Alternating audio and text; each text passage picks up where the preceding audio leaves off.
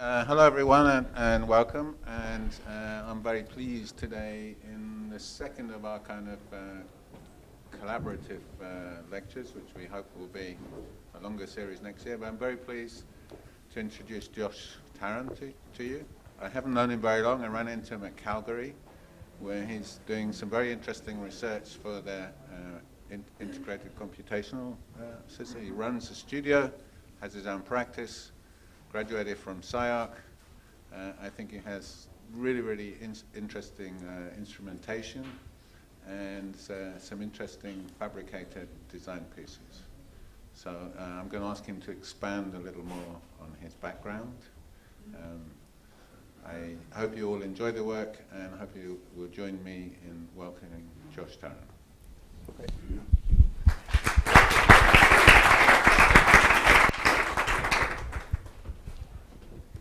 Yeah, thanks very much. First, I just want to thank Mike for having me out. It's my first time to actually see the AA after feeling in some way like I'm somehow associated with the place. Something just came out. Like I'm somehow associated with the place. When I've been teaching in Calgary since 2008.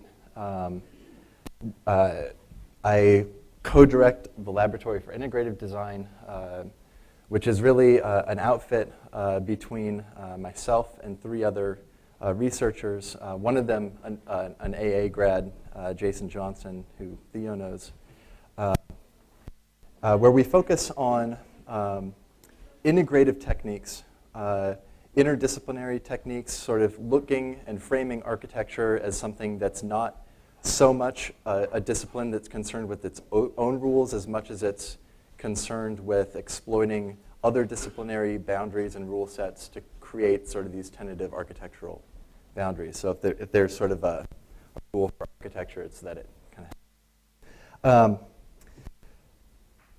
So the talk today is really sort of tuned to really just address the research that I've been doing on structurally intelligent swarms.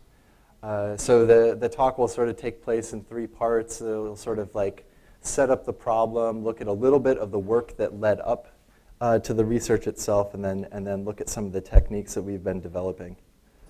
The idea of speculation in architecture I think is really kind of profound. I think the whole, Milisu's whole projection of speculation is really interesting for architecture. It may be one of the first times in history where architecture was ahead of a philosophical curve as opposed to the other way around.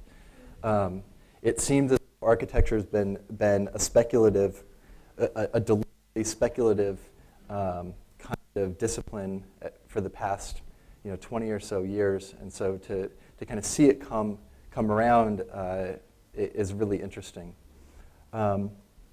The general idea, not so much about the explicit techniques, we'll get to that later in the talk, but the main kind of problem, or the main way I like to sort of set up the idea about the usefulness of speculation architecture is that the world has effectively become far more complex than we're capable of individually thinking about it. That there's a specific amount of distance that's produced, whether it's through our own infrastructural systems, whether it's political, whether it's military, whether it's technological, whatever. You get images like this that actually, where the distance isn't just conceptual, the distance is actually material. This is an image from Trevor Paglen. If you're not familiar with Trevor Paglen, he's a really interesting sort of like photographer is a really light way of putting it, but he likes to shoot images of military installations but he has to do it from great distances. And so what these images, these aren't really so much blurry. They're not blurry images. It's actually just all of the material that's covered in that distance. So it's all the particles in the air. It's all those particulates. It's all that space. But it also obfuscates sort of a way understanding what's at the core of that, but it allows something sort of new to emerge. Complexity doesn't just happen as a matter of distance. It also happens as a matter of force and power and intensity. This is an image from Alberta, which is the province that Calgary is located in. They've got these things called the oil sands. You hear a lot about it in North America because they're trying to make oil pipelines and whatever, but they just basically strip mine the surface and produce energy out of it, but it's one of the most heavy, energy-intensive processes you can possibly do. But it's also sort of out of sight. It's out of sight, but it's also so big that there's no single perspective that you could even shoot that territory from where you could see how big it is. It's literally sort of beyond comprehension. It's also a cosmological problem. I think there's some really interesting work coming out of that Ed Keller focuses on, this sort of cosmopolitics, sort of super, super, super big scale system thinking. This is an image from the recent solar storm that the planet experienced. But there's also, so there's a size. There's also just macro intensities that we don't even understand. This is just a diagram of the flash crash that happened in 2010, where through micro trading, all of a sudden the stock market triggered like a 1,000-point crash in like 0 time. These are things that happen. They're real. They're material. They unfold. Computation plays a huge part of it, but it's not only computational, but it's certainly beyond any individual's comprehension.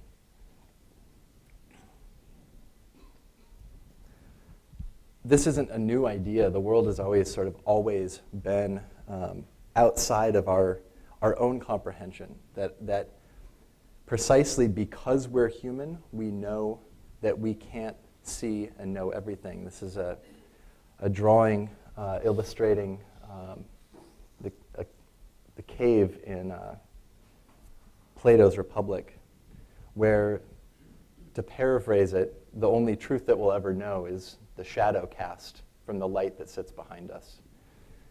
And these figures themselves are even blindfolded. The idea is that even if they took off the blindfolds and were able to see, they would only see their shadows. And even if they turned and saw the light, they wouldn't even know what to do with it. That there's a certain unknowability about things. And it's this premise behind speculation that I think is really fundamentally interesting. We know that precisely because we're bodily, we have limits, we have organs, that we can only see so much. And that ultimately, within a speculative ontology, this becomes flattened, that our mode of perception is really just a different mode of perception, not a better mode of perception, or even a worse mode of perception. It's just different and limited in its own explicit way. Architecture, especially during the 20th century, was really focused on problems of mechanization and production and modes and exploring ways that modes of production would actually efface problems of representation, cults of personality. Warhol certainly tackled this in his work. But when we start to think about materials and moving past just modes of production, I think the work of Gerhard Richter really starts to become more important, especially his work, the October 18th series, where he repaints the images from the death of the Baader-Meinhof gang, which were super controversial. I mean, they're a really super controversial group to begin with. But like Warhol in Overcoming Mao or Marilyn, really starts to explore the ability for materiality and not just a matter of technique, not just how paint is applied, but also as a matter of allowing paint to behave and perform itself, starts to obfuscate a little bit of that imagery. But maybe under a speculative approach, it's not so much obfuscation, but it might actually be enhancing the image. That it's somehow image plus material, not just image that suppresses materiality. More work of Richter. I mean, if there's one kind of subject I think that he's particularly good at tackling, it's imagery that's so culturally problematic that even material has the force to overcome those kinds of problems or enhance those kinds of problems.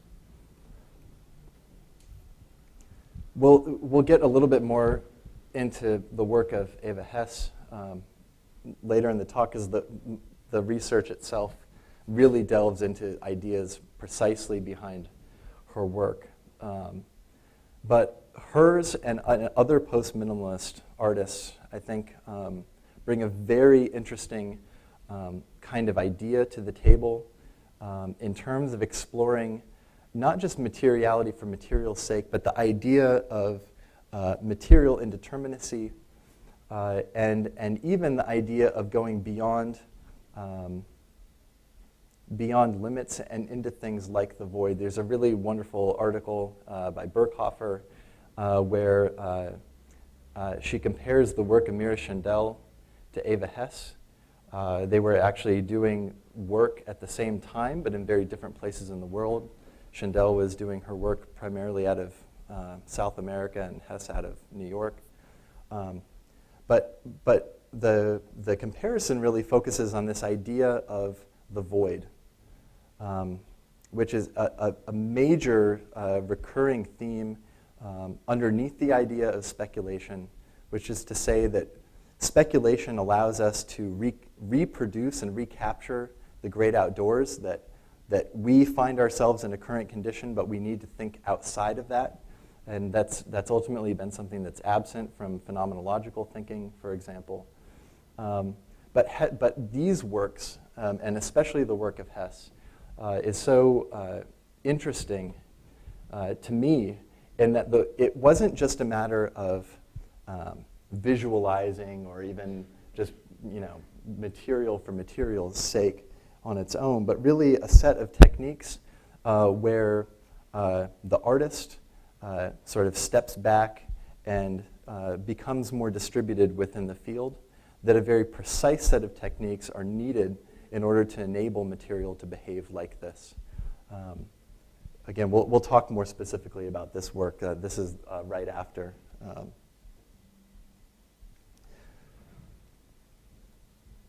I mentioned earlier that speculative, the notion of like speculative materialism is something that's actually sort of catching up to architecture. That somehow architecture has been ahead of this curve. This is Roxy Payne's Cabinet of Curiosities. Clearly something that blob architecture, it's a horrible term, but clearly it paid a lot of attention to it. And I think that's a pejorative term, and I certainly do not feel pejoratively toward that line of work. But there's something really remarkably interesting about the importance of materiality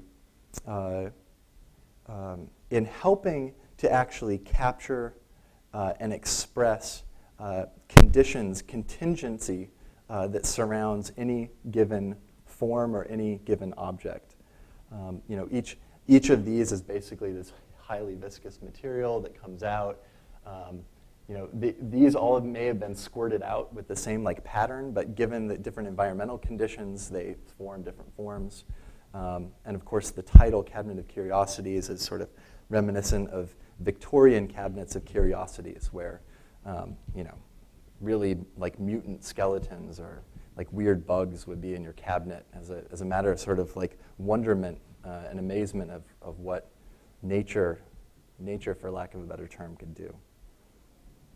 But there's other ideas behind materiality that personally I think are really important to invest in, the most of which being that computation itself is material.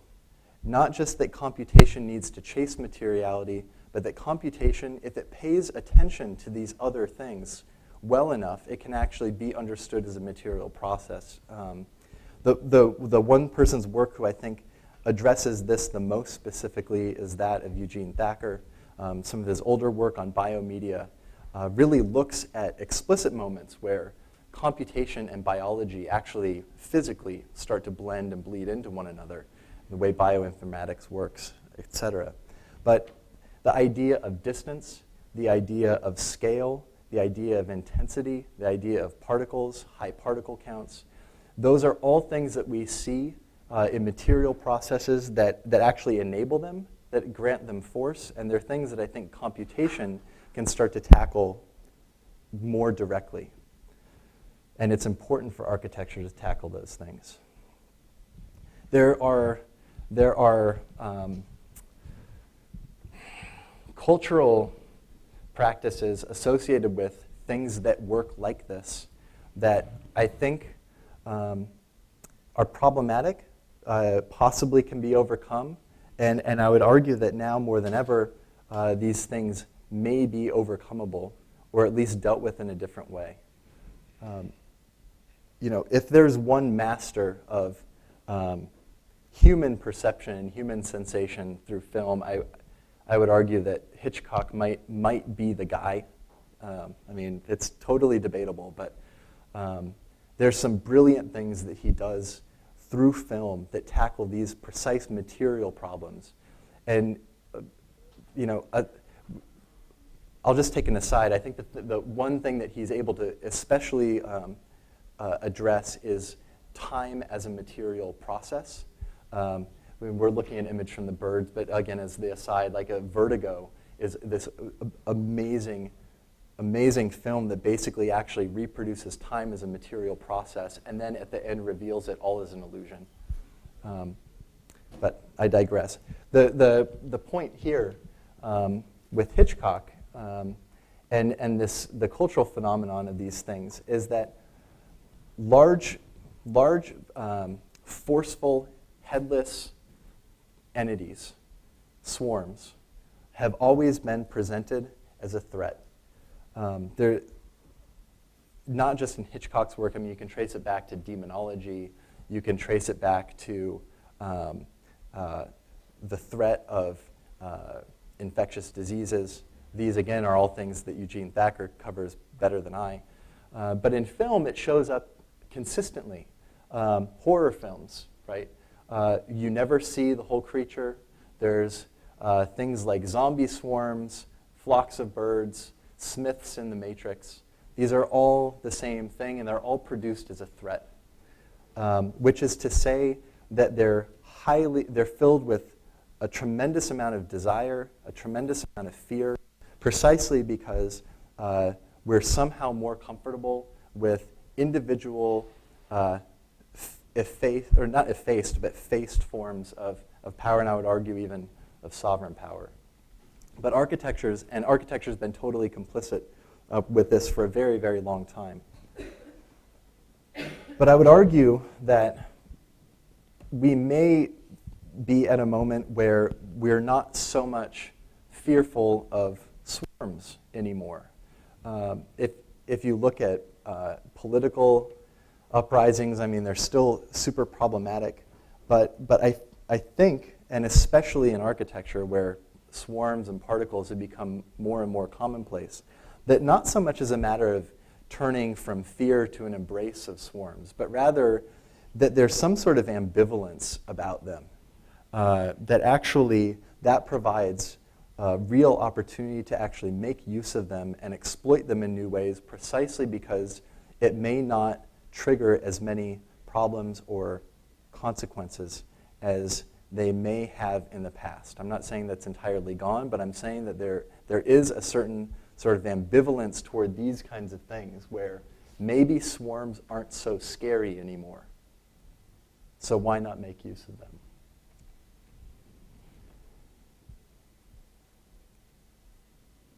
The last thing that I would argue is extremely significant when talking about, let's say, intelligent systems or material systems is the notion of feedback loops. This is something that's really, the research is actually entirely about feedback loops. It's just about making certain feedback loops and seeing what happens as a result of that. But it takes a certain ambivalence for that to even happen. This is an image. I've sort of done a shoddy job at blurring it out a little, but you can get the idea of what it is. This is a movie called Cannibal Holocaust. It's banned in a lot of countries. It's a really remarkable film. It's about a group of, not researchers, but filmographers that go into the lawless jungle where there's supposed to be a tribe of cannibals. They disappear.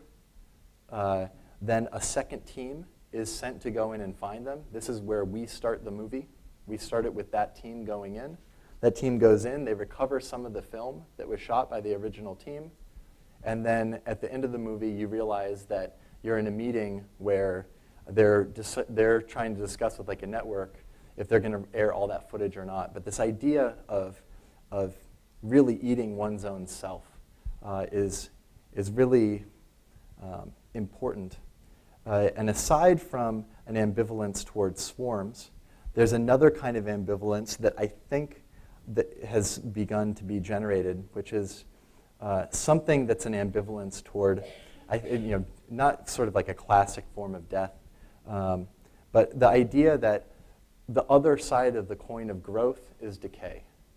That atrophy is just as critical a thing as building. And to sort of exploit that and to look at architectural instances of that happening, that becomes, I think, a productive opportunity. This is Saturn eating his children. This is one of Goya's most famous paintings.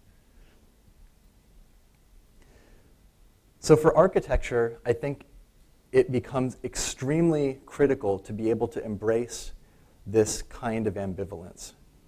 There have been massive mistakes in the past made with architecture. I would argue that the biggest mistake of Pruitt-Igoe was to blow it up and tear it down. I mean, that's the failure, right? That's the problem. The problem is that oftentimes when things get to a certain point, architecture says, wipe it out, we'll just start over new. We'll just make something new. It's not even the idea of tabula rasa. It's just it's even more than that. I think it's even more the idea that architecture historically tries to frame itself as this sort of expression of individuality or even autonomy. But it doesn't always work, and there are these really explicit moments of failure where decay presently transforms into something much, much worse than the decay itself. This is an image of the Murrah building in Oklahoma City after Timothy McVeigh bombed it. I would argue that this building at this point, was totally capable of not necessarily repair, but I think it could have been augmented and somehow been allowed to move forward. But instead we get this, right? We get this monument to death that is worse than death. I mean, it's horrible. And I think this mode of architecture, I think, fits much more into models of sovereign power, of centralized decision making, and of making sure that a distance is maintained between architecture and meaning, versus tactics that might work more like this, where buildings can be harmed, but they are metabolic. I mean, one of the things Mike came in and gave a great talk in Calgary a few weeks back on the metabolism of cities, to paraphrase. But there are a couple things out of that talk that I think are really important and were really nice to hear. The most important that I sort of picked up on was this idea that cities are becoming more complex, and we need to develop more complex techniques to engage them. Not necessarily even to manage or control them, but just to engage them, versus dumbing things down. And I look at this and I think that is a sophisticated system. Someone basically lost a massive amount of organ tissue, and they were able to reproduce that organ in some way, augment it by expanding it out, stitching it in. But even this is just a first step, right?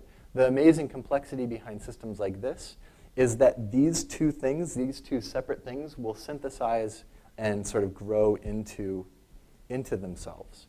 And it will certainly function differently than before.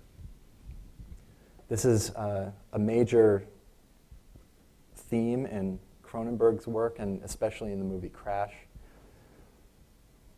Although I'm not necessarily saying it's something that needs to be fetishized, but rather something that at least should be developed as a set of normative techniques. There's a tremendous history to this, a set of precedents. My favorite is the National Cathedral in Mexico. It sits right on the Zocalo. If you notice on the right, let me see if I can just get this. Yeah, over here on the right, that's made out of a different material than this. Over here, I believe it was the Aztecs that were there when the Spanish came in and conquered this area. The Spanish and the church at the time tore down the existing temple that was there as a show of force, and also as a show of force, built part of their cathedral using the stones from that temple.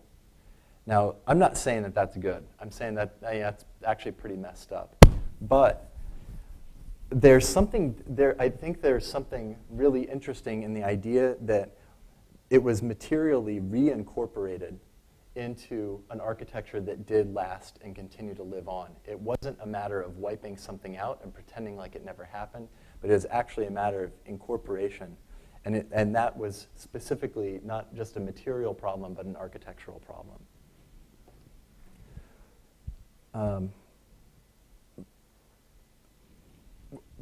Some work, other research that I'm doing aside from just the computational stuff, and it will culminate in the book that I'm putting together this year, is really the contributions that Ruskin made through his revolutionary form of Gothic.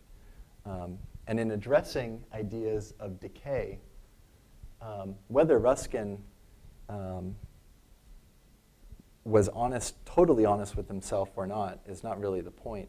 When he went and documented Venice for the Stones of Venice, one thing that he found was that the city was literally in disrepair. It was not just growing, it was also decaying. And the way that he even documented it, this is an image of the Côte d'Or, basically at the same time that he drew this picture, or made this painting, is that architecture has to account for this idea of decay and this idea of wane. It's as vital a process as any in allowing things to move forward and to happen. And I think this isn't an aside. I think this is an important point, is that principles within Ruskin's Gothic are really critical. So ideas of savagery, grotesquerie, changefulness, these are ideas or principles that actually were not sent from above. They were not a priori principles sent down to make this happen, as Ruskin may have tried to frame it, but they were actually principles that emerged out of material processes that he observed from the north. So I think there's something to expand on there. I took this from your website because he's coming here soon. I wish I could stick around and watch this. I love still art. But I think this idea of reincorporation is something that we're clearly capable of. And there are certainly instances of architecture out there that have started to do precisely that. I do think that the work that Hernan is doing is I'm complicit with. I worked with and for Hernan for a number of years, and before sort of going out on my own, and so I'll say that. But I think that the work is incredibly important, not just aesthetically, and not just in the way that Hernan might speak about it, but I think the way that it's received and even what it's doing materially in a mode of understanding computation as a material process. I think the ideas of transformation and augmentation, mutation, aggregation that take place in here and inside of a speculative ontology, that it actually, these designs actually sort of function outside of a normative sphere and might pull us in those directions. I think it's incredibly important, and I think if not, it's probably the biggest thing that I took away, or the set of ideas that I felt like I started to work on while I was there. Although I think where it's gone since I've left has gotten better, whatever that means. Well, it means that he's got really amazing people coming through there, and he sets up a great program for himself. Okay, so that sort of sets up the problem. There's a couple of projects I'd like to just look at briefly that started to sort of inform the research before I knew what I was actually doing with the research. This is just a couple of images from my own thesis, which really looked at biological processes, and it in particular looked at processes of neurulation, which happen very early in all vertebral animals, where you're just sort of a sheet of cells, and through a very precise process of folding, your notochord is formed, which is where your spinal cord functions. If all goes well, if mom has enough folic acid in her body, that closes up and everyone's happy. But I was interested in looking at processes where things didn't completely synthesize, where some sort of interruption took place. And this is where I think the work like Richter's or Bacon's, that this idea of disruption becomes incredibly productive. And if your notochord doesn't close up, you get spina bifida. Not a great thing to have.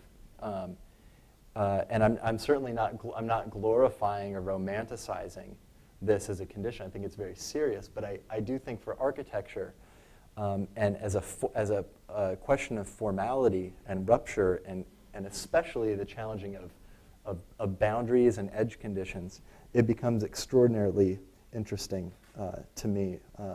The idea of opening up otherwise manifold conditions, questioning interiority and exteriority, challenging sort of the whole use of spinal assemblages in architecture, and opening up from geometric problems of linearity to fields. It fascinates me. This is just a couple of the studies. What it really kind of, the significance of the work was really that I was trying to overcome topological modeling. I found topology to be incredibly limiting, especially in terms of topologically self-similar components, or even working across topological surfaces. That the degree of transformation within that wasn't satisfying to me, and ultimately, in the case of spina bifida and that opening, it's that the topology of the chord changes. And so I was looking at techniques of modeling that would allow topological change to happen across parts, so that things, even if they had started as topologically self-similar, would have the capacity to deviate, mutate, and break free of that. Just a couple images of the stuff. So it was that set of ideas I sort of took from that. This is a very short, like a 1 week long competition entry for like the HBBX bridge in between Brooklyn and Queens. I think it was 2009. In continuing this idea of overcoming topological transformations, I was really interested. I don't really want to talk about the project at large. I really just want to talk about this one specific problem. It was a matter of how to project and model geometry onto differential topological forms. In this case, it was really exploiting the fact that in NURBS modeling, a regular sheet, a regular surface, is actually topologically self-similar to a sphere. And so really understanding how we could exploit the changes between flat surface or even undulating surface to a volumetric manifold condition, and looking at what that yields. The project sort of let us look at that a little bit deeper. It was also, you can kind of see at the bottom that we started to use a lot of meat image mapping. Like we would take pictures of like sausage and sausage skins and steak and tuna fish and whatever, and start to map them in. So there was this idea of fleshiness, but also a matter of just trying to understand what kind of topological transformations would be possible, and really starting to emphasize more and more and more the premise of surface projection. With keeping in full mind that everything about surface projection was annoying me tremendously. This is the first project that sort of properly started to take work that was developed through the research that we were doing. Next week, I'll be presenting a couple of papers at the ASCAD conference in Manama. One of them was on a collaboration between myself and a computer scientist at the university. What we did is I ran a studio doing studio stuff. He ran a course on processing, but it was with the same batch of students, and we played them off of one another. And one of the projects that started to emerge was just this sort of agent-based standard particle swarm optimization model. Light, very efficient. You can do massive amounts of particles. They're not really computationally doing that much, so you can really load up on the numbers of parts, and you can really start to generate a lot of intensities. And Jason Johnson, one of the other LID researchers, and myself, we picked up this project in Devington, Indianapolis, which is a matter of sort of redeveloping a barren strip of land and turning it into an urban farm. But what we invested, or at least from my side, I invested a lot of time into starting to develop methods for interoperability between the softwares that we knew we were going to be using and processing.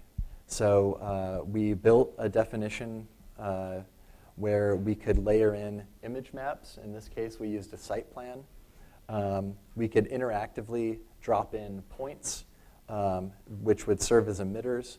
We could update the values in real time and start to produce maps of the site. The other sort of interesting thing that we were able to do through that code, we would mass out like a three-dimensional volume of cubes. It started out as like 4 cubes. Every time a particle hit one of those cubes, or if it hit a cube enough times, it would fractalize and break down. And so these territories would start to get mapped with intensities, and the swarm itself is self-referential. the legacies of the paths impose a force on future particles, which are then attracted to them. And so, again, you get these sort of optimized territories. But this is a way of not just looking at that in a positive form, just the paths of the agents, but it was also a way of looking at it subtractively. I've been reading Cyclonopedia for the second time, and it sort of very directly relates to these ideas of whole systems, where surfaces basically always intimate that there's something happening below the surface that's dimensional and literally whole-ish. And this system really started to sort of tackle those kinds of problems, and we were able to produce a series of maps out of them. Then, of course, like in full anxiety mode, we dump it back into a series of surface projections and modulate them. So it was, you know, we were able to use the particle systems to a degree, but then we sort of ran back to familiar territory and just started modulating things there. What was interesting, though, to see was how much the swarm organizations and those particle formations actually augmented what we were doing on the surface, on these surfaces. We were able to generate a whole series of different kind of programmatic uses, benches, you know, planters, canopies, bus shelters, whatever. But all of those different conditions weren't generated by simply doing it, you know, by simply saying so and allowing it, you know, and saying it would happen. But it was actually a matter of mapping the particle formations, understanding where certain intensities were, and building out of those logics to generate the programmatic diagrams. So there's an interest there. I'm not going to show more renders in this because it's a horribly rendered project. So it just sort of ends there. These are some diagrams of the cracking and the fractalizing in the space, just to sort of show what that was doing. We haven't really explicitly taken this technique further. But this idea of particles and those systems not necessarily being so much about making a form in the shape of that particle organization, but understanding its ability to interact with and engage and subtract from other surfaces, other structures, other systems became incredibly important in how we really started to frame out what the cis research would end up doing. These are also another set of studies we did at the same time where we were looking at three-dimensional particle systems, but again, just interacting on two-dimensional surfaces to produce maps. So we would get these really intense surface maps that would change based on the particles. So if we go back, you see here they're much lighter, they're much less intense. We had less particles running. You get them more dense, more intense, you have more particles, more stuff running. And so it was really critical to start to look at high particle count systems, try to find ways to make sure we can maintain that level of intensity, and start to exploit the fact that we could be working through multiple softwares and start to literally play them off one another. To that point, though, it was entirely virtual or computational. And last year, about this time last year, I was able to run a workshop at the University of Kentucky College of Design. I don't know if any of you guys know Drua and Reeves. If you don't know them, they're really great guys to know. They can build anything, and they can help with it, and they're really great at it. Drua himself sort of has a long history. Also came out of SciArc. Also worked with Hernan for a period of time, but they built a tremendous amount of stuff for Zaha, for Servo, for myself. I mean, they're really great, and they're doing really interesting things. So they played a big role in this project. But again, it was sort of a halfway. It was a halfway moment. I knew I had about a week to fabricate something during this workshop. The workshop was about sort of putting in the hands of students a series of processing codes and protocols that allow them to work between Maya and Rhino and processing sort of simultaneously. But at the same time, I wanted to see if there was a way where we could actually start to fabricate those ideas in a really direct and literal way.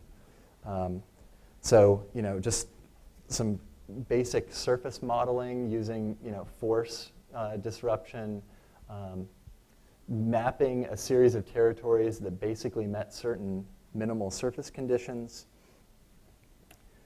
running them through Grasshopper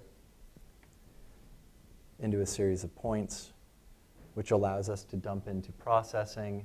Again, running at very simple, cheap, light little definition, which we then re-import basically in real time back into Rhino, where we can start to play with the stuff and actually look at it.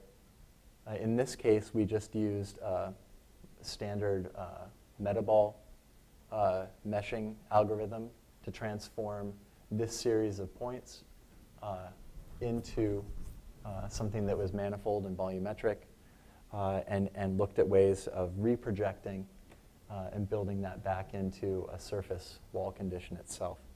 I would like to have built this wall. I'll just say that right now. I like this one better than the one that we made.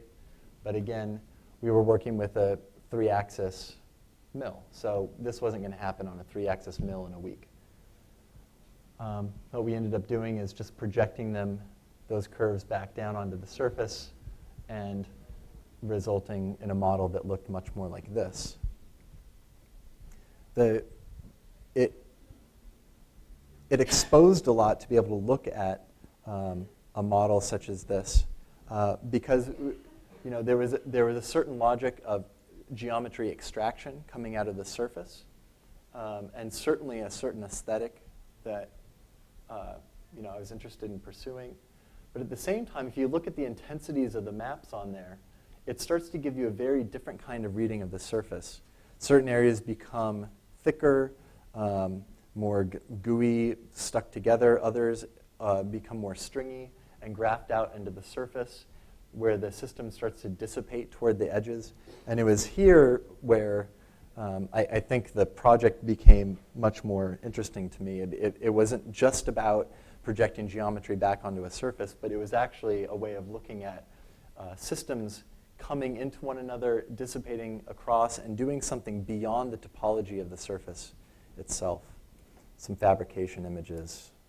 I'm sure you're all used to this stuff. But we basically didn't build it with any kind of logic other than just the material logic of some foam blocks. And this is the state of the wall after like 3 days or something. You just epoxy the thing together, had the opening there at the Land of Tomorrow gallery. And this is how the wall appeared just as styrofoam. This is no finishing, just foam and glue. It's incredibly strong. Even when it's just styrofoam, it still holds together quite well. But to strengthen it, we sprayed it with Duratech, and now it's kind of in limbo. It's in paint prep limbo, where it just gets sanded and sprayed with new coats of things every day. And it's getting smoother and smoother and smoother. And at some point, Reeves and Drew will go crazy, and it will stop getting smoother. But that's where this thing stands right now. And really that idea of sort of dissipative edges and sort of post-topological modeling really served as sort of the significant aspect of the project. So finally, the real research. How am I doing on time right now? Okay, okay.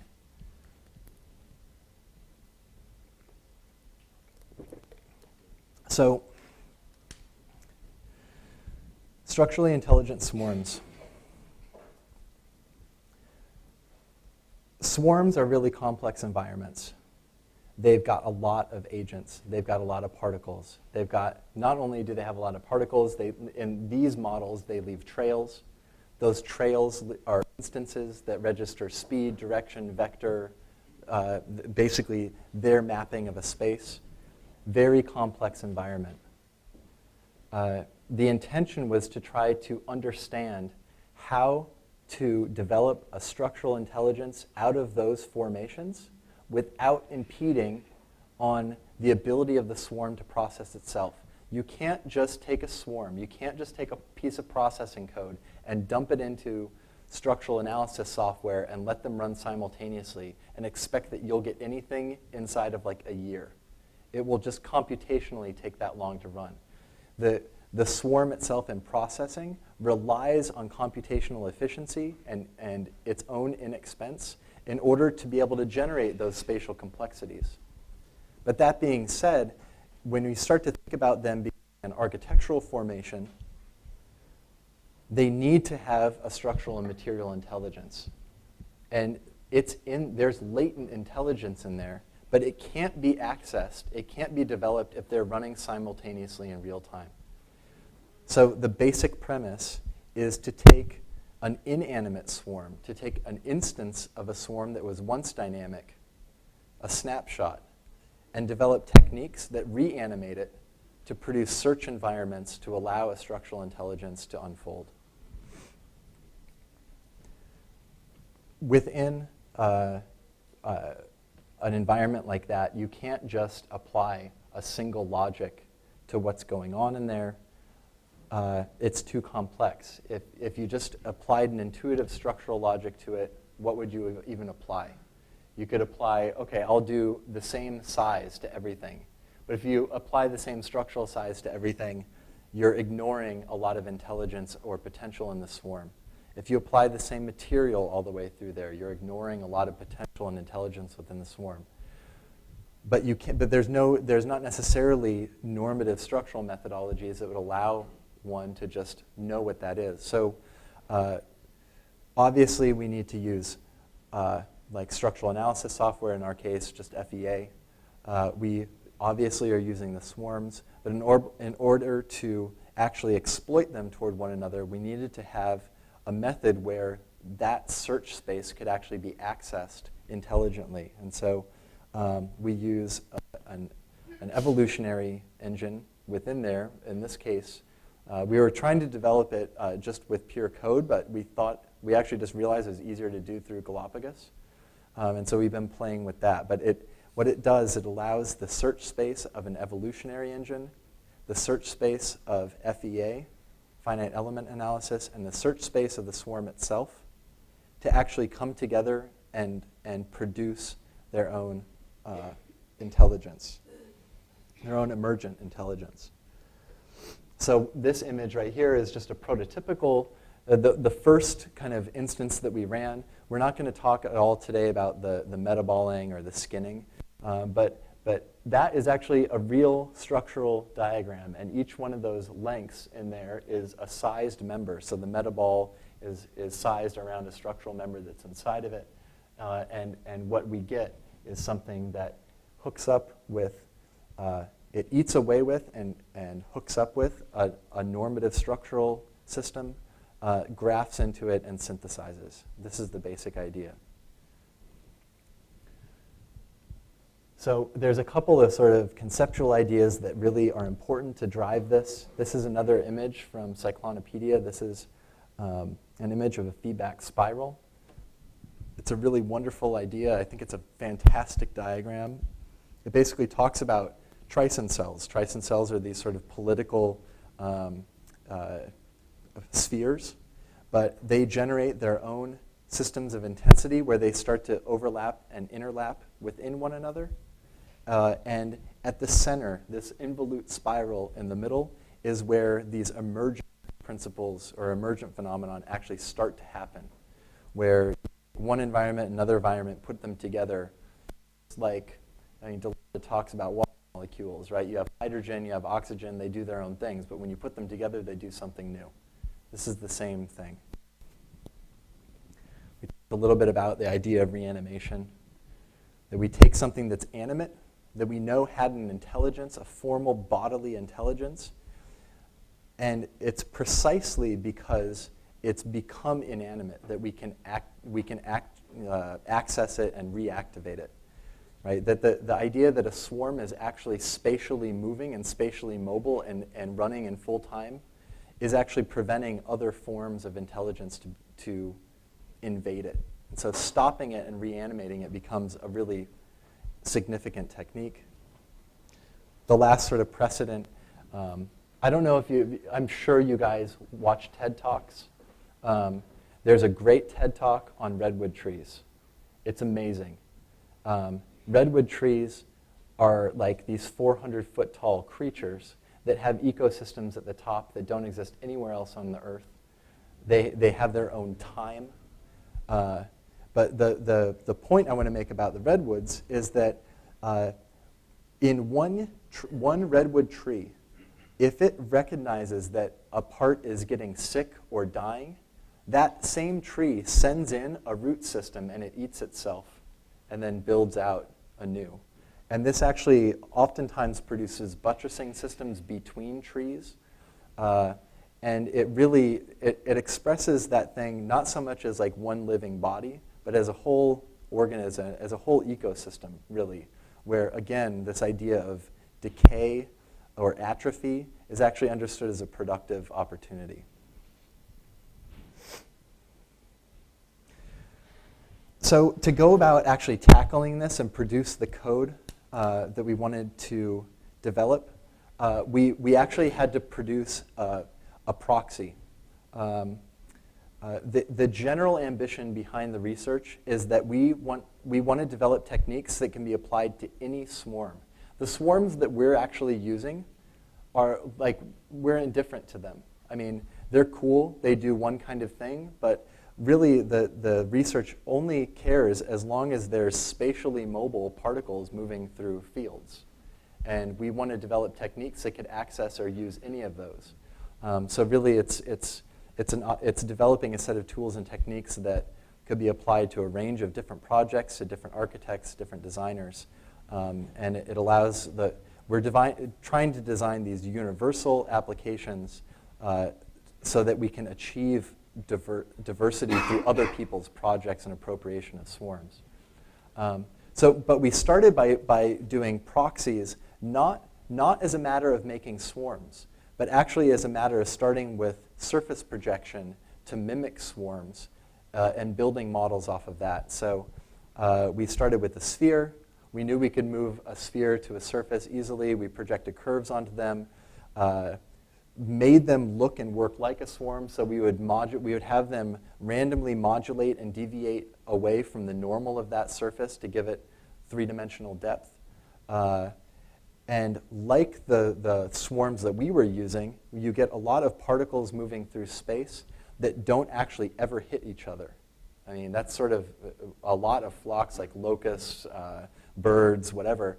The logic of the flocking and the swarming is precisely that they don't run into each other. So you get these networks that actually aren't capable of structurally generating any strength. So we mimicked that across the surface, but then we need the real the meat and potatoes of this series was to produce a series of networks that would tie them together. Now, it was easy enough to do. We just produced a proximity mesh along those curves. Like, it's a no-brainer. And to a certain degree, it was accessing logics inside of the swarm. But there were two giant problems with this. One is that you can very much see that there are some curves that work in a swarmy way, and there are these other curves that work in a really straight, linear, trussy kind of way. And we weren't satisfied with that being the case, both aesthetically or structurally. It simply wasn't making use of enough information from the swarm itself, and so we wanted to find a way to modulate the curvature of those connections by accessing local information within the swarm. So conditions internal to the swarm would drive changes in how they would interconnect to one another. So what we did was we ran a sort of a sensitivity logic through it that at any point on those curves, it would access another closest point and then move CVs in the middle of those curves toward those other points, and that would actually generate curvature with those networks, and you start to get something that works much more like this. And this we were much happier with. It started to synthesize those two systems together. And most importantly, curvature was being driven by internal properties of the swarm itself, not from without. That really, I can't emphasize enough how important that was. So I promised we would come back to this before. One of the most important performative attributes of this work, Hess is right after, is that it is a completely indeterminate structure. Any change in the length of one of those connective rods, or the length of one of those ropes, or the point in space where they connect, forces that whole assembly into a state of disequilibrium where it needs to readjust and re-find a new equilibrium. And in a sense, it's always in a state of disequilibrium. It's literally a virtual model. In this case, it virtualizes the catenary curve into this larger network. And it's that performative attribute that we were interested in instrumentalizing when running the evolutionary search through that space. So what we wanted to do was to be able to generate a parametric definition that would allow internal conditions in the swarm through the sensitivity value to augment the curvature of each curve connecting through. So not just as a universal, everything is operating under one sensitivity value, but rather that each curve could, in an evolutionary way, seek a different kind of sensitivity value, its own curvature, to arrive at this larger structural configuration. So the more it curves, the more segments you get. This is really just a matter of defining things such that the FEA software can evaluate it and read it and put it back in.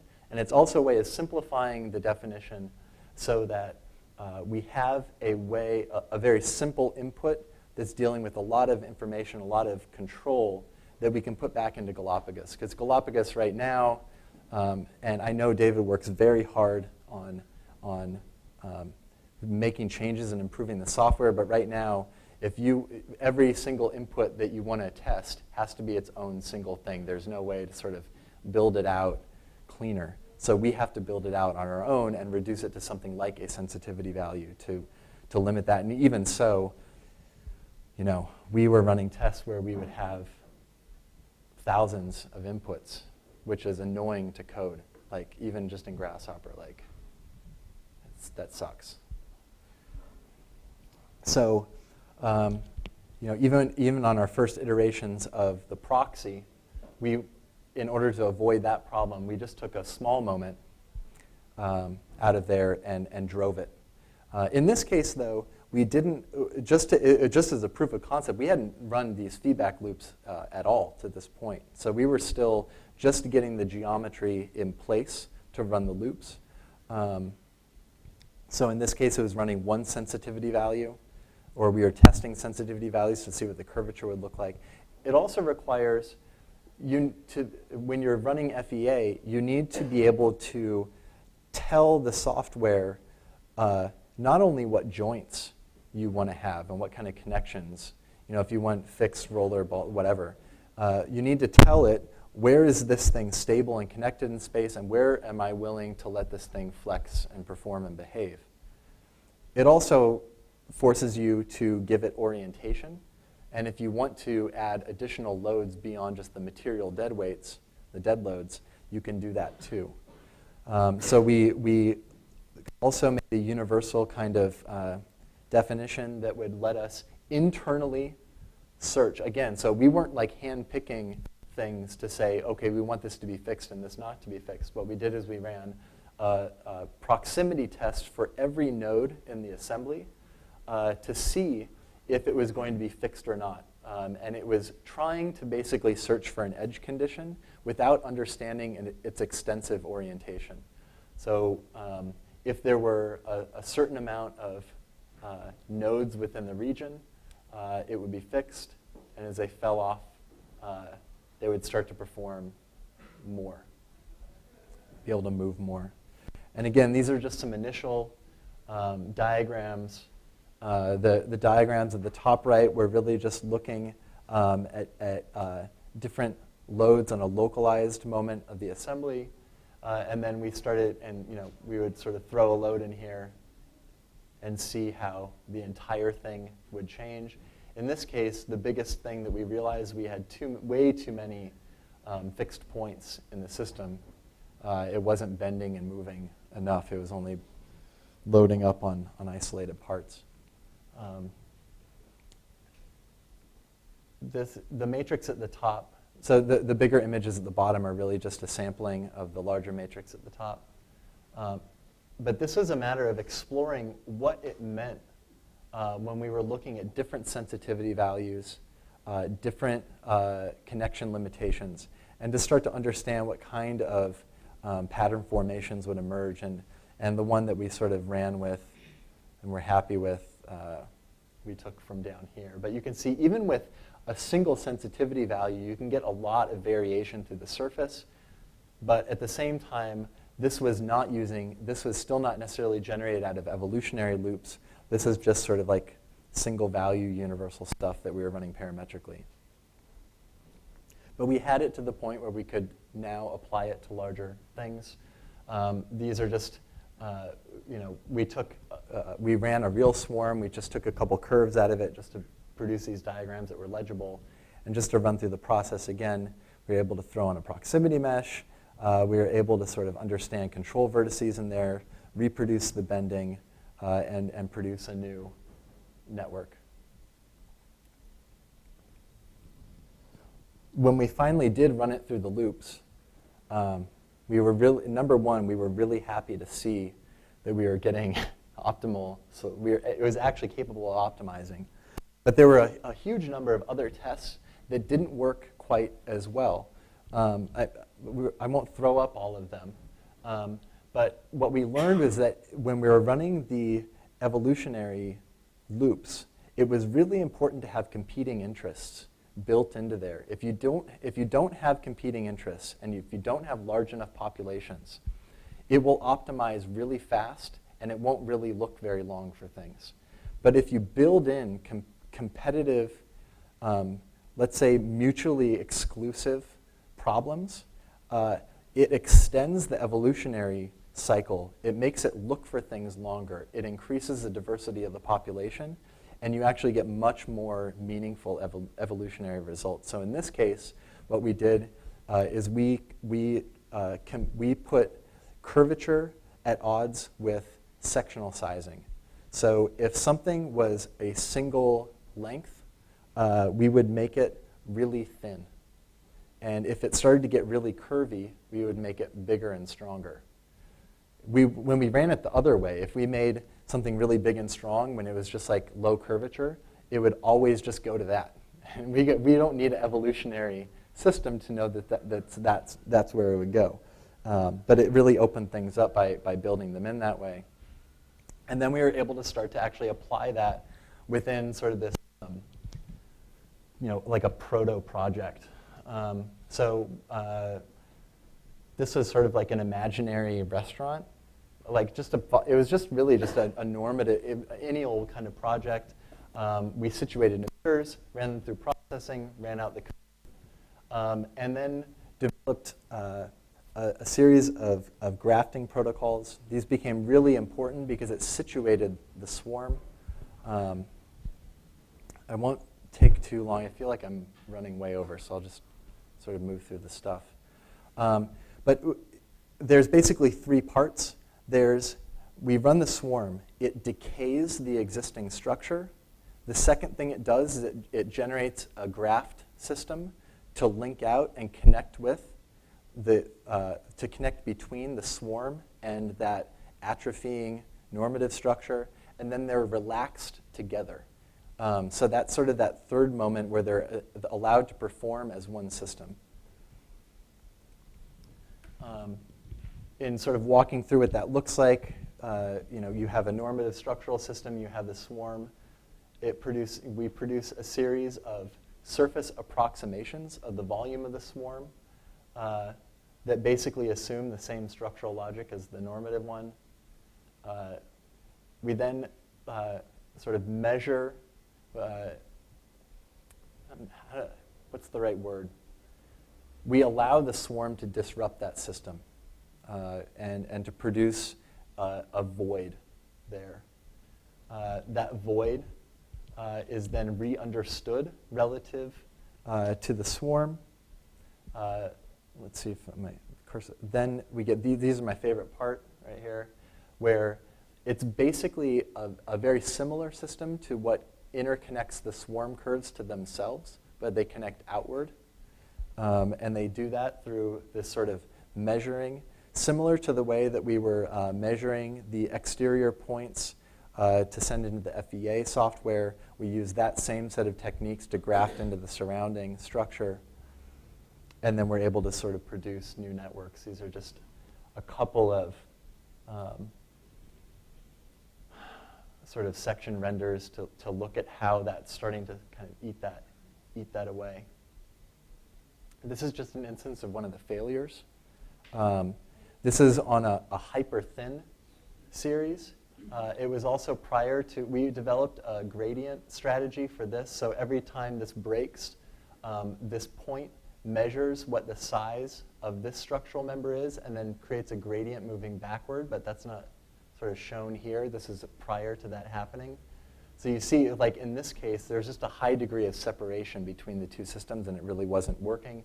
And even in here, when we didn't even give it a chance to be able to optimize. We had the interest running such that it just sort of landed and said, screw you, this thing isn't going to go anywhere. Like it's either, everything needs to be so thin that nothing will work. This is an image. This isn't necessarily what the structure would actually look like. It's really more a diagram of the structure that underlies things. Earlier I had mentioned, we won't talk about the metabols, but what we do is actually produce meshes that are precisely sized to encapsulate these things that would produce conditions much more like this.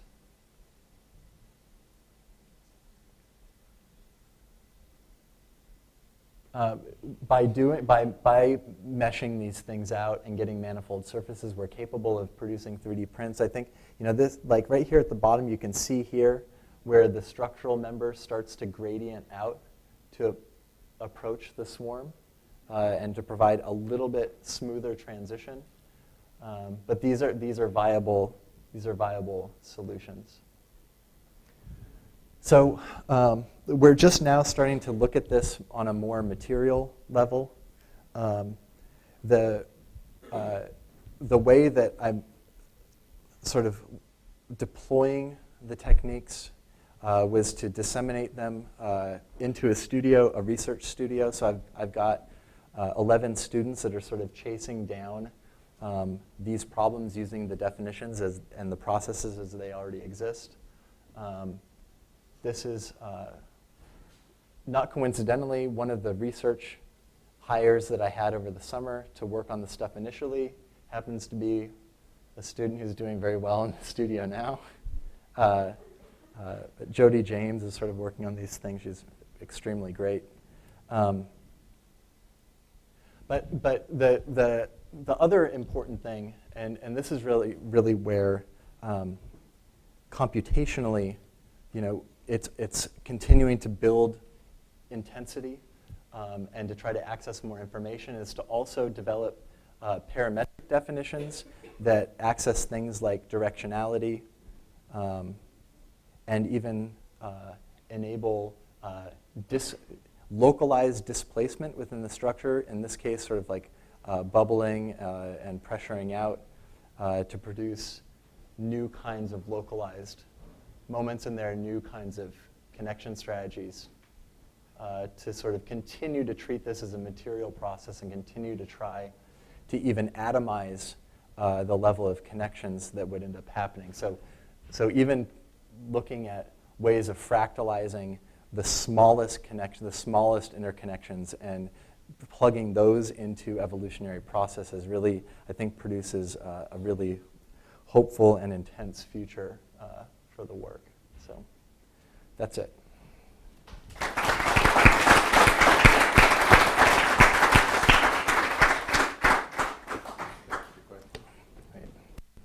If you have questions, Yeah. I should have the microphone. I can scream, it's all right. Okay. First of all, I want to say that the level of computation that you reached and the way that you solve things here is amazing. It's really wonderful to see. It's very flattering. Thank you. Wait. I like flattery. Just stop right there. Just stop right there. No, but really, I'm really impressed Okay. to see all these wonderful tools. And I think you kind of blundered into an internal discussion here in the school. A lot of it has to do with swarms and what to do with them. There's something that's a bit distressing about your work, and I've been trying to say that it's a bit self-referential. That the feeling is that the swarm is good because it's a swarm, and then you want things to be swarmy. And that's scary, because this is such a powerful tool. So you don't feel ambivalent about it? No, I'm actually frightened by it, because I know this is not even the question, but you went to amazing lengths to do amazing things, and is the result better in any way than the structure that was in the beginning? Right. No. But it's only because I'm going to qualify by saying I don't really care if something's better or worse than the way it was before. I just want something that's different. But to answer the question about the swarm and their viability in general, I mean, one of the reasons, and it's a strategic reason, is we're not committing to any particular kind. We're not committing to like one swarm over another. Like the research is really about being able to apply these grafting techniques and these evolutionary loops to access any swarm formation and to try to find the latent intelligence within them. So the question then becomes, how do you load one of those things with viable information? And I think that there's a lot of opportunity to do that. And if you look at kind of agent-based testing, there's a lot of promise out there. Agent-based testing, for example, is a great way to find out if there's like chemical pollutants. It's a great way of testing to see and measure infectious diseases. It's a great way to understand planetary scaled material processes. It's a great way to understand animal populations. It's a great way to look at material distributions within the body. One of the reasons why I even initially got into this is because the computer science guy that I was working with at the school was playing around with the hemostasis model that just simulated blood clotting. And I found that really interesting. And it was all using agent-based stuff. And I'm as much interest as I have in the aesthetics behind it. And to be honest, that's why I like it. I like things with lots of parts that look really fleshy. That's it for me. So now I need to find an alibi and actually try to find ways to make use and of value so that I can keep pursuing that interest, but understanding that especially in the context of research funding and serious, like real architecture research, it can't just be about my own fetishes, right? It's got to be about something more. But aside from developing the internal complexities and the loops, the other direction that the research definitely wants to move in is to look at what kinds of exterior data sets can actually drive agent-based populations to see what happens. I think one of the reasons why swarms have been picked up so much in architecture is because they're beautiful, but also because you have to account for the fact that so much work was done by Foucault, Deleuze, Guattari, Nealon, Milisu, that really looks at the significance of population and population thinking. Delanda talks about it a lot, So the fact that there are systems with large numbers of parts that interact with universal behavior, but on a localized level, where thresholds can be developed and emergent conditions can unfold, where multi-agent systems can occur. So one kind of system, another system can start to engage one another and produce new behaviors. I think that's why swarms have value, because they're because they're robust. They're very complex, robust environments. But to be honest, I think maybe the answer that I'll really give you on it might disturb you the most is that I don't, as much vitality as swarms might have in them looking outward. And there's been a long history of using swarms to mimic other populations. And so there's been a tremendous amount of discourse and research trying to effectively justify them and say, look, we can make this swarm do this population. We can make this swarm work like this population. And that can go on. But in a sense, I do believe that architecture and power in general operates through self-referentiality and internalization of systems. Even when something looks outward, captures another data set, all that's doing is expanding the sphere of internalization. That's just how things work. So I think the self-referential critique is viable in one sense, but at the same time, it's incredibly necessary.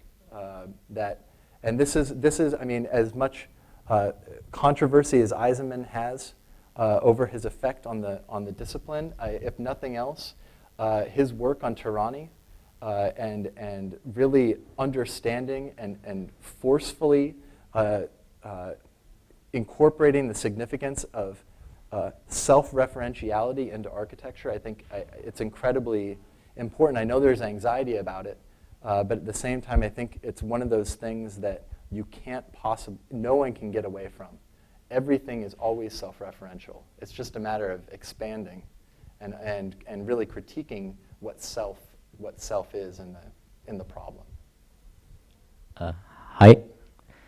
I want to continue the argument that guys brought up because I feel that, well, first of all, it's something that I feel really strongly about, and if we're going to start speaking about self-referential issues, then I think I can bring it up. Mm-hmm. Is that if we reason in the same way that you are arguing, sort of, this is why I'm interested in it, so I'm going to do it this way, that it drives architecture into a corner which is extremely irrelevant to the rest of society. I mean, if we, as you said, you gave a really good list of why swarms are really powerful, and then why not use them in those ways? It seems almost banal to say they're so useful, but I'm not going to use them. And the second thing I wanted to point out is the argument about materiality, which I found really, really interesting, in that you made this argument that there's a history to it and how it's been building up at different levels in art and philosophy through the 20th century, and it's reached this point. But then the work following that you showed, I mean, okay, there's as Guy said, there's a level of computation which is hard to achieve, especially coming from background in architecture, definitely. But the really, really tricky part is then deciphering the way natural things work, the way the material works, and making that into rules.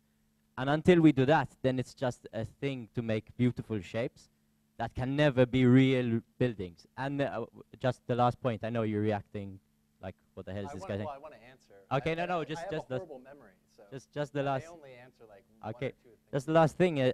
The thing of finite element analysis. I sometimes wish that architects never discovered it, because the thing of putting catenaries into finite element is intrinsically wrong, because if you hang something, it is an optimum structure. It doesn't need to be tested for optimization. Okay. Okay. Yeah, no, I think I can package that. I think I can package it into one answer. And this I think is actually, this is a great series of questions, and it gets to the point. But I think this is where speculation and speculative design is so critical. It also gets into the problem of posthumanism and what that means. If nothing else, the project of speculation is to try to go about removing subjectivity and the subject from the problem. So how do we get out of our own way? That problem may be solved for us through mass extinction or apocalyptic war or whatever, right? But there's a real importance to generating systems that don't necessarily have present use. I think Stephen Gould really covers this through acceptation, right? That's super critical. But the other aspect is that I think we do need to try to get past ourselves and think past ourselves. So when I say that it's my own interest, that's in a way a revealing statement for me, but it's just honest. And if nothing else, I don't think that that's necessarily my subjectivity corrupting the work. I think if nothing else, it's just sort of enabling it. But I'm not necessarily pursuing the performance as a matter of pure aesthetic performance.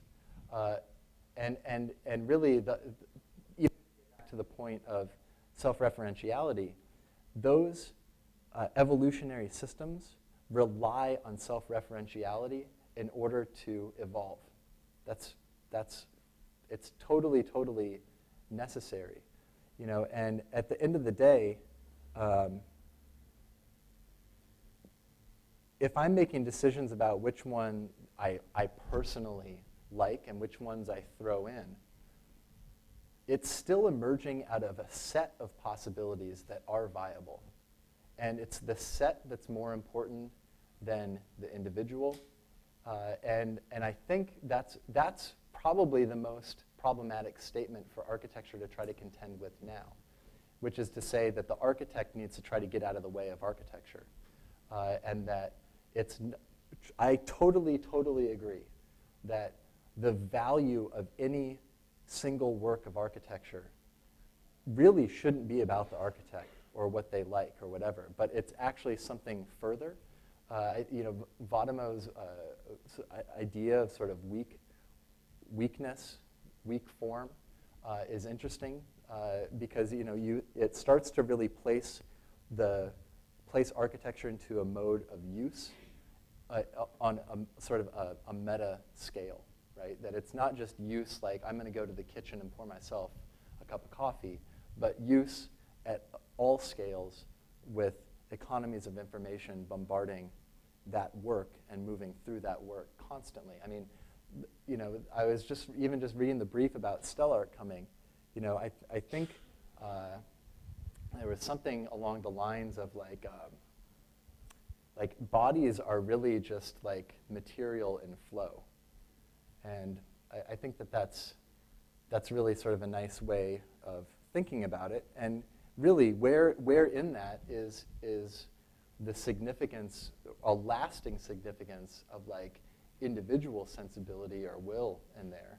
Like it may be part of it, but it's not the most significant part. And I think that's where, you know, instrumentalizing high particle, high population count systems and allowing them to self-search to try to find what's going on in there becomes valuable. I mean, maybe to summarize, I too don't think that swarms are doing enough for us to make them useful.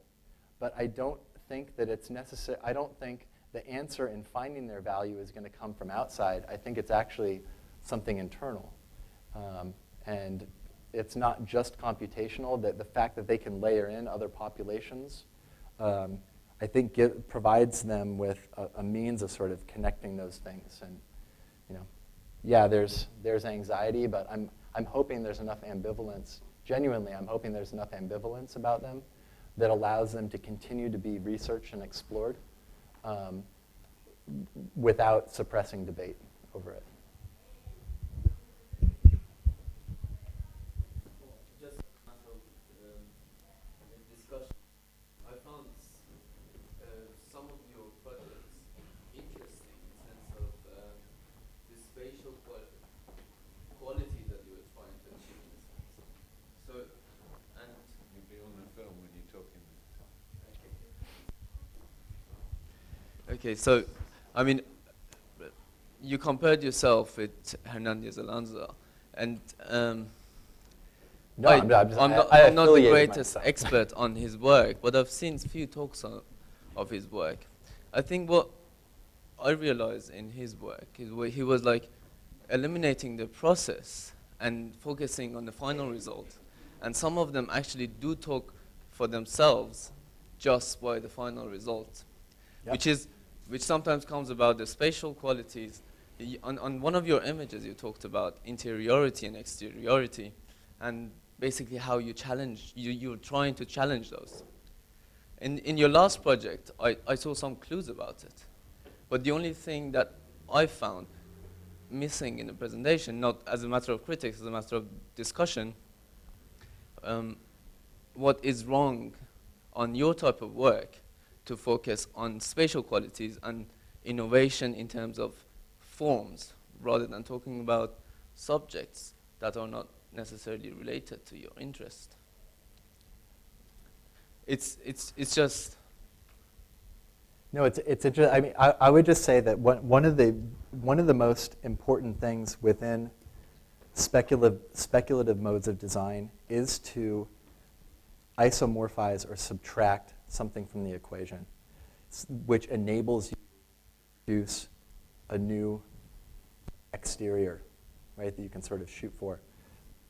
And, you know, speaking about Hernan's work, it's amazing.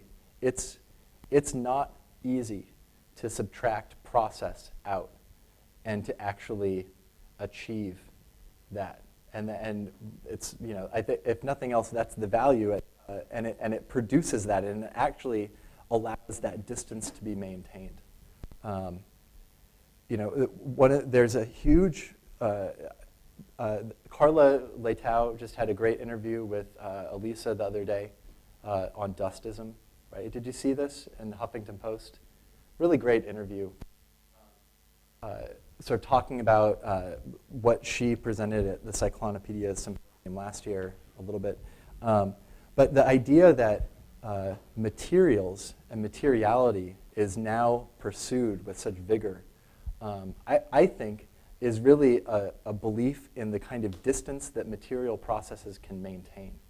That it's very difficult to produce and reproduce aura and distance through work, and that most architects actually move toward things that are as lasting and mystical and mythical as material processes to maintain a distance in what they're doing. And most architects will situate that in terms of process to talk about what they're doing, that they actually have to fabricate that distance. So to be able to actually just subtract process to maintain distance is an insanely difficult proposition. and something that's really interesting, and something that I certainly don't claim to do myself. I think if I were to try to kind of understand for myself how I approach it, it's that, yes, I think process isn't, I want to produce distance through process as well, but do it through a matter of intensity via numbers of parts and numbers of iterations and number of generations of things. But at the same time, you know, it's not that I want to situate myself, like it's not a significance of me like in the work. It's more a matter of actually trying to develop techniques whereby power can actually be generated through architecture. And that architects, I think, are vested in power production in one form or another. You just have to be kind of honest about the fact that you're doing it and how you want to go about doing it. Okay. I'd like you to join me in thanking Josh for sharing his work and being so open and honest about his likings and intentions, and I think for very intriguingly sharing his kind of attitude and experiences with this instrumental set, which I think many of us find really, really intriguing. So thank you very much, Josh. Thank you.